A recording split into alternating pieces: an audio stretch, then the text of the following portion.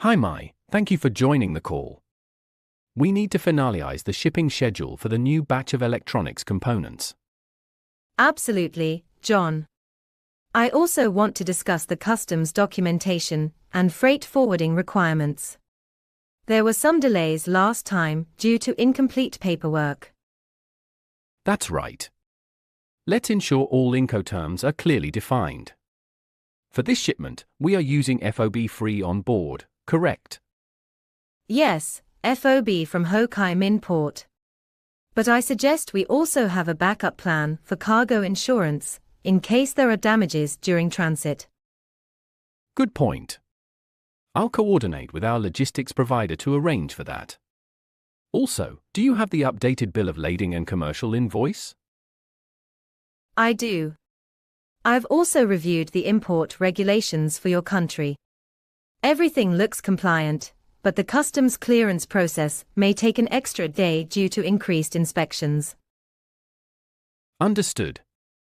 We should inform the warehouse team to adjust their delivery schedule accordingly. Agreed. I'll send the updated packing list and tracking information this afternoon. Excellent. Once we streamline these logistics procedures, we'll avoid further supply chain disruptions. Exactly. One more thing, we need to confirm the weight and volume data before finalizing the freight forwarding. I can have our warehouse team double-check the dimensions and send you the details. That'll help finalize the shipping schedule too. Great. Let's also review the terms of the cargo insurance.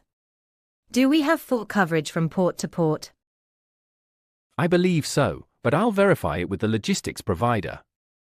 If there are gaps, we can revise the Incoterms to CIF.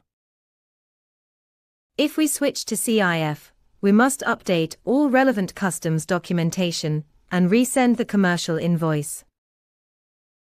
True. We should do that in parallel so it doesn't delay the customs clearance. I'll get the legal department to verify the new import regulations just to be safe. Sounds good. Let's set a deadline for all documents to be finalized by Friday. That works. I'll organize a final review with the warehouse team once the packing list is verified.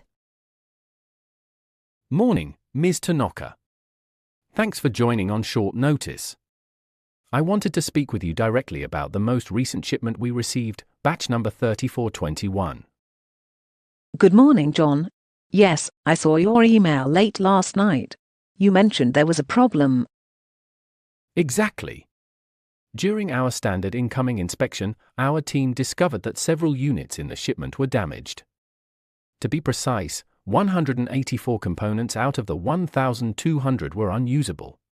That's quite a large number. Can you describe the type of damage? Sure. Most of the affected units have bent connectors and surface-level cracks on the plastic casing.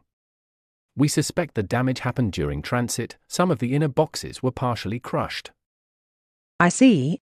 Were there any signs of external damage to the main shipment box? Yes, and that's the concerning part.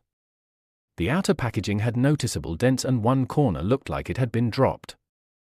We've taken photographs, and the receiving staff logged everything in the non-conformance report. That will be helpful. Can you share those documents with me? Absolutely.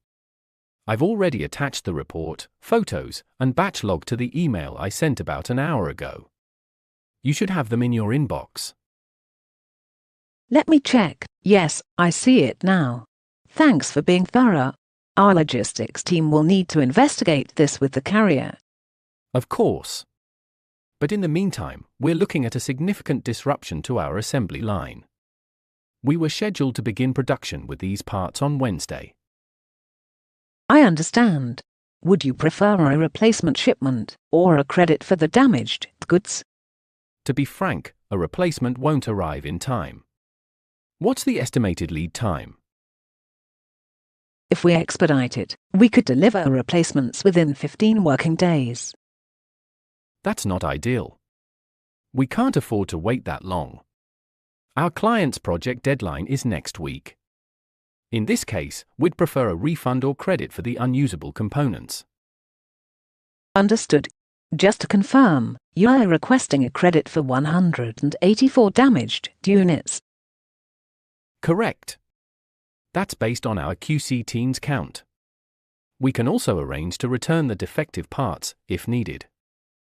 Returning them may not be necessary, but I'll check with our operations team. Just a moment, I'm looking over the pictures now. Yes, the packaging appears insufficient for this type of part. I'll escalate this with our packaging supplier too.